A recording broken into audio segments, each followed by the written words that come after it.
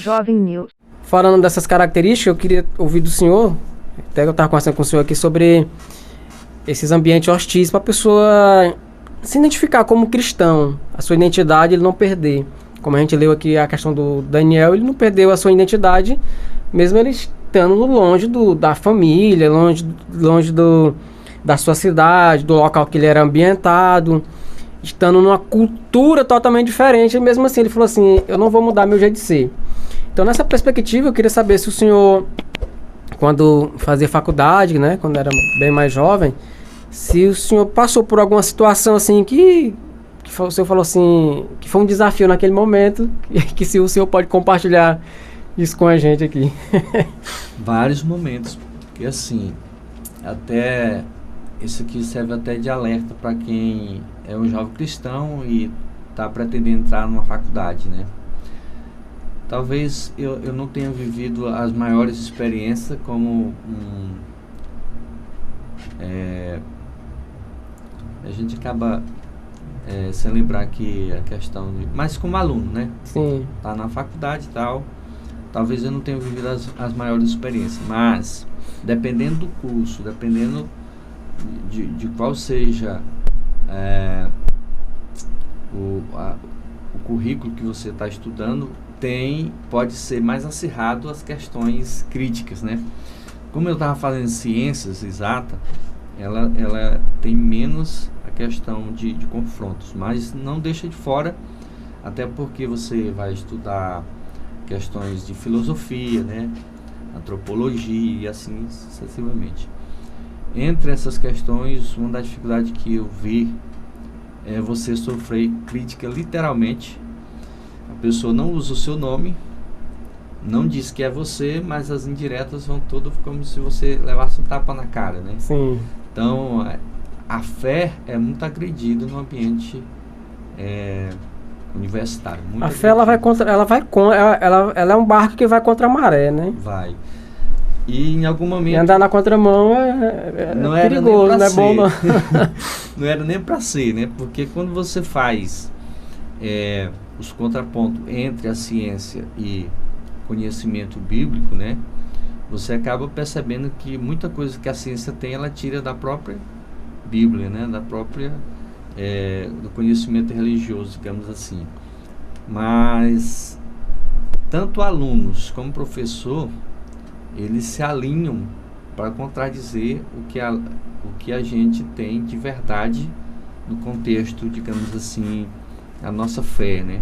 O que a gente defende como princípio, eles atacam. Pastor, eu vi um certo... Eu não sei, um certo pastor, né? Não sei bem a curso que ele tem assim, mas ele disse assim, a faculdade ela foi criada para um ambiente de debate, mas hoje ela está muito... Se você não seguir aquela linha de pensamento, você não é nem ouvido, não é? Chega um momento que... Porque também depende muito dessa questão.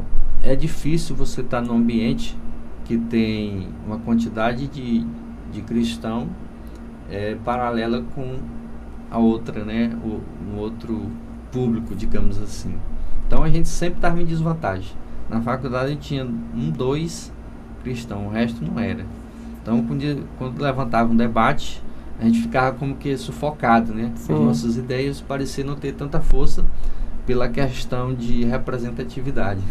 A gente tinha esse problema. Parecia até aquele filme lá do Deus Está Morto, hein? Pois é, muito complicado. Mas assim, particularmente, teve alguma experiência assim de alguém, sei lá, discriminar você por ser cristão, ou não chegou a esse extremo?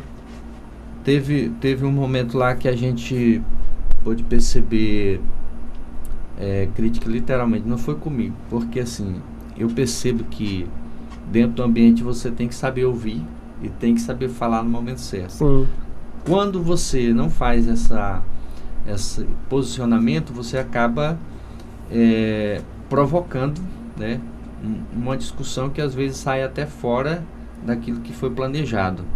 Então, de repente, eu percebia que alguém, por qualquer coisa, levantava o questionamento e já queria debater a fundo, né, defender a fé em alguns momentos, e dentro desse contexto eu vi as pessoas, quando o aluno saía, alguém ficava dizendo, ó, tá vendo, o cara não sabe nada e quer combater até com o professor, quer discutir até com o professor que estudou e tal. Então, tinha essa parte, digamos assim, que era crítica direta e a pessoa sentia o ambiente, né?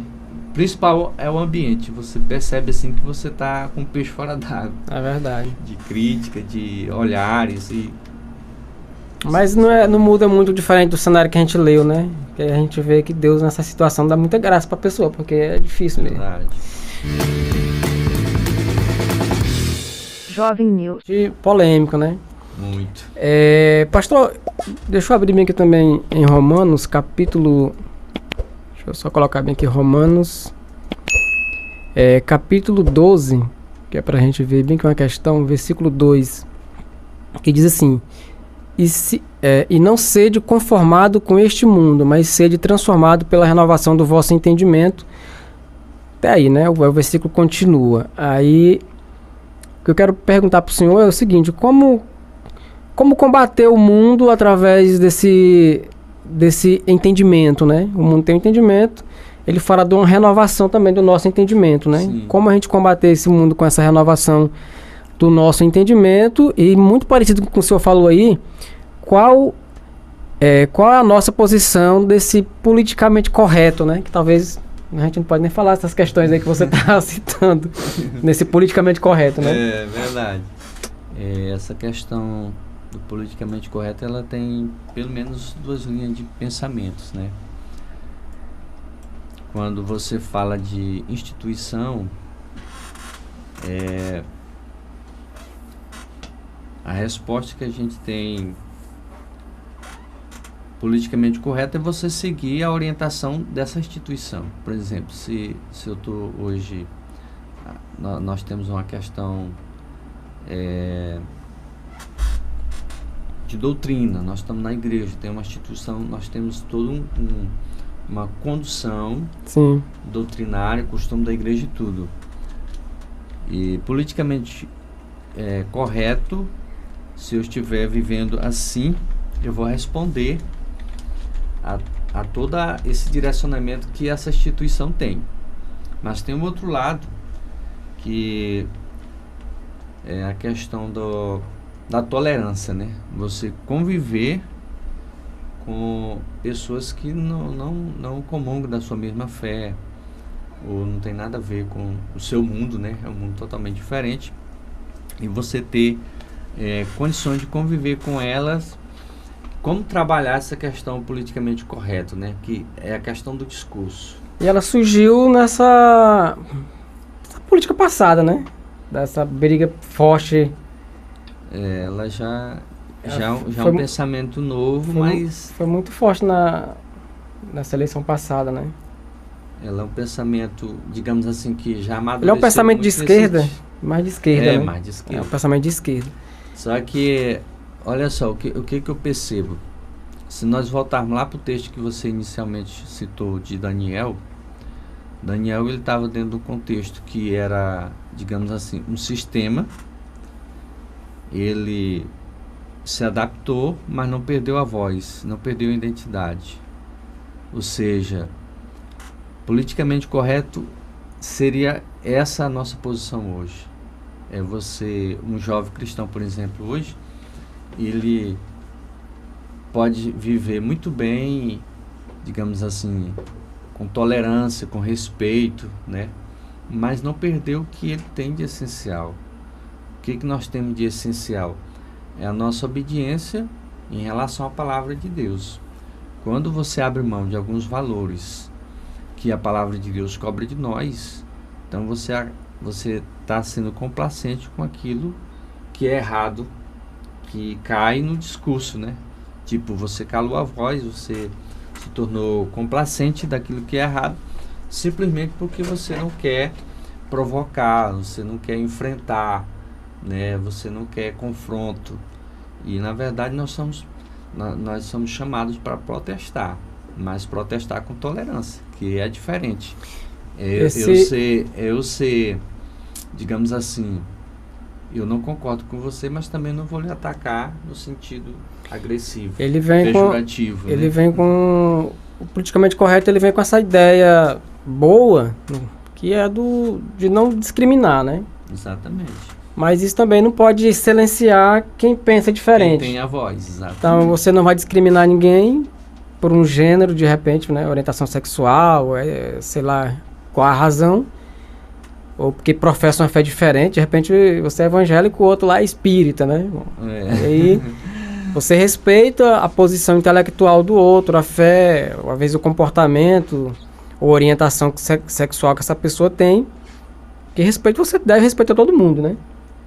Mas natural. O politicamente correto o que a gente percebe nele, pastor, é que ele também, como você parece que citou agora há pouco, ele quer se sobrepor como a voz única, o único visão certa é aquela, e quem pensa diferente tem que ficar calado. Aí é uma questão muito equivocada, né? Nesse sentido. Exatamente, porque aí porque nesse sentido você tem que rasgar a Bíblia toda, porque quando a Bíblia fala de pecado, de adultério, prostituição, homossexualidade, o que a gente entende de base bíblica como certo para a vida cristã, aí você não pode mais falar e nem viver. Como é que fica isso?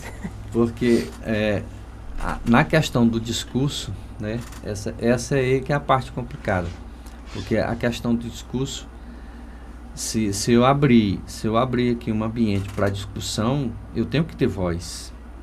E aí esse é o problema, né? Porque nesse pensamento aí de politicamente correto, você tem que silenciar, você tem que se calar para qualquer coisa que, digamos assim, é defendido pelo pensamento da esquerda, no sentido de não fazer parte da sua linha de raciocínio, da sua linha de convivência, né? Então, N coisas que entram aí e que, se colocar no mundo do jovem hoje, ele tem que ter, digamos assim, ele tem que ser maleável, mas ele não pode ser, digamos assim, permitir a invasão, né? Permitir a invasão. Você tem que ter voz, porque a sua identidade, literalmente, e eu ainda penso é assim, defendida pela fé, né? Eu ainda penso assim, que essa questão do politicamente correto, ele não pode ser nessa extrema esquerda, de que tudo tem que ser daquele jeito, e nem a extrema direita, né? Então, a normalidade é a tolerância entre os pensamentos que são divergentes, que essa tolerar, né? Você tolera, mas não quer dizer que você tem que concordar, você tem que ter voz para defender quem quer defender e para defender também outro ponto de vista. Porque do contrário não vai ser um discurso, vai ser apenas uma arbitrária, né? Forma arbitrária aquele ali. E você enfrentou isso na faculdade? De certa forma, não tinha esse termo ainda, né? Mas chegou o momento, a gente teve uma discussão lá com o professor e ele levantou a seguinte tese, que a teoria da evolução é ciência. E aí um aluno, que também é evangélico, levantou a voz dizendo que é teoria, né? Que isso é teoria, não é ciência, que a ciência é aquilo que é provado. Então houve uma discussão muito grande e por conta disso a turma todinha se revoltou contra o rapaz, né? Porque estava defendendo um princípio de fé, enquanto o professor estava defendendo a ciência, mas sem razão.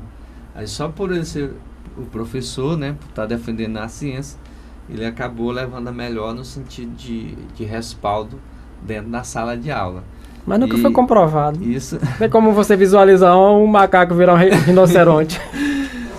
Mas é a evolução, né? São absurdos que a gente ouve e que você não engole, mas de uma certa forma você vê as pessoas sendo totalmente, digamos assim, aderir para essas ideias, né?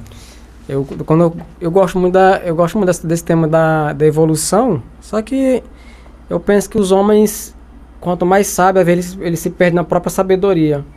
Eu acredito nela até certo ponto. Um animal da própria espécie ele pode evoluir para sobreviver, mas não existe nenhuma prova de que uma espécie virou outra espécie. Quando eu era criança, disso, né? Quando eu era criança dizia que rato virava morcego. Foi provado que não vira, né? Então cada espécie na sua só melhora, né? Verdade. Jovem News.